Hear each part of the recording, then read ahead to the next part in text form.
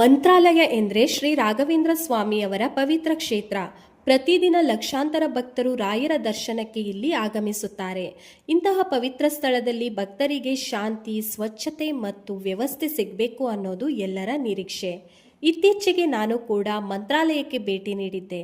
ರಾಯರ ದರ್ಶನಕ್ಕೆ ಸಾಲು ಇತ್ತು, ಆದರೆ 10 ನಿಮಿಷಗಳಲ್ಲಿ ದರ್ಶನ ಆಯಿತು.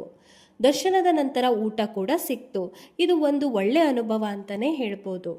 ಹಾಗೆಯೇ ಸಂಜೆ ಸಮಯದಲ್ಲಿ ತುಂಗಾಭದ್ರಾ ತಾಯಿಯ ದೀಪಾರಾಧನೆ ಮುಗಿಸಿ ಹಾಗೆಯೇ ತೀರವನ್ನು ನೋಡಲು ಹೋದೆ.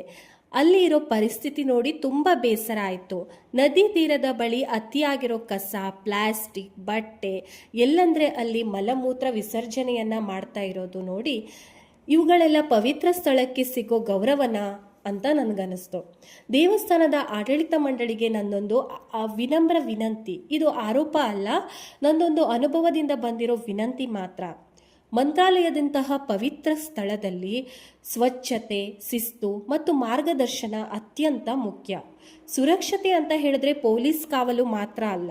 ಸುರಕ್ಷತೆ ಅಂತ ಹೇಳಿದ್ರೆ ತುಂಗಾಭದ್ರಾ ತೀರದಲ್ಲಿ ಮಲಮೂತ್ರ ವಿಸರ್ಜನೆ ಮಾಡಬಾರ್ದು ಅನ್ನೋ ಸ್ಪಷ್ಟ ನಿರ್ದೇಶನವನ್ನು ನೀಡುವವರು, ಕಸ ಎಸಿಬಾರ್ದು, ಶಿಸ್ತು ಪಾಲನೆ ಮಾಡಿಸುವವರು, ಭಕ್ತರಿಗೆ ಎಲ್ಲಿ ಹೋಗಬೇಕು ಎಲ್ಲಿ ಹೋಗಬಾರ್ದು ಅನ್ನೋ ಮಾರ್ಗದರ್ಶನವನ್ನು ನೀಡುವವರು, ಪವಿತ್ರ ಸ್ಥಳದ ಮರ್ಯಾದೆಯನ್ನು ಕಾಪಾಡೋ ವ್ಯವಸ್ಥೆ.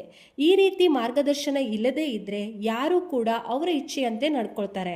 ಇದರಿಂದ ಕಸ ಮತ್ತು ಅಶಿಸ್ತು ಹೆಚ್ಚಾಗತ್ತೆ.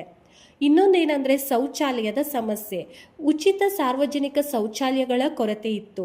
ಲಭ್ಯವಿರುವ ಶೌಚಾಲಯಗಳು ದೂರದಲ್ಲಿತ್ತು ಮತ್ತು ಶುಲ್ಕವನ್ನು ಪಾವತಿ ಮಾಡಬೇಕಾಗಿತ್ತು. ಇದರಿಂದ ಭಕ್ತರು ಅಸೌಕರ್ಯಕ್ಕೆ ಒಳಗಾಗ್ತಾರೆ. ಶೌಚಾಲಯದ ವ್ಯವಸ್ಥೆ ಸರಿಯಾಗಿದ್ದರೆ ಮಲಮೂತ್ರ ವಿಸರ್ಜನೆ ಸಮಸ್ಯೆ ಕೂಡ ಕಡಿಮೆಯಾಗತ್ತೆ.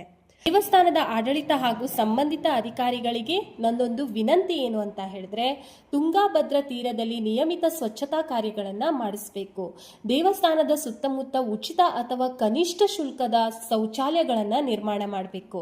ಶಿಸ್ತು ಪಾಲನೆ ಮಾಡಿಸುವ ಮಾರ್ಗದರ್ಶಕರು ಅಥವಾ ಸ್ವಯಂ ಸೇವಕರನ್ನ ನೇಮಿಸಬೇಕು.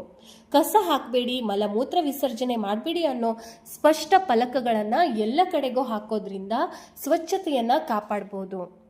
ಪವಿತ್ರತೆ ಅಂತ ಹೇಳಿದ್ರೆ ಕೇವಲ ಭಕ್ತಿಯಲ್ಲ, ವ್ಯವಸ್ಥೆ, ಸ್ವಚ್ಛತೆ ಮತ್ತು ಶಿಸ್ತು ಕೂಡ ಒಂದು ಪವಿತ್ರತೆಯ ಭಾಗ. ಮಂತ್ರಾಲಯವನ್ನು ಆದರ್ಶ ಪವಿತ್ರ ಕ್ಷೇತ್ರವನ್ನಾಗಿ ಉಳಿಸುವ ಜವಾಬ್ದಾರಿ ಎಲ್ಲರದ್ದು. ಇದು ನನ್ನ ಅನುಭವದಿಂದ ಬಂದಿರೋ ಒಂದು ವಿನಮ್ರ ವಿನಂತಿ. ದಯವಿಟ್ಟು ಗಮನಹರಿಸಿ. ರಾಯರ ಕೃಪೆ ಎಲ್ಲರ ಮೇಲೂ ಇರಲಿ.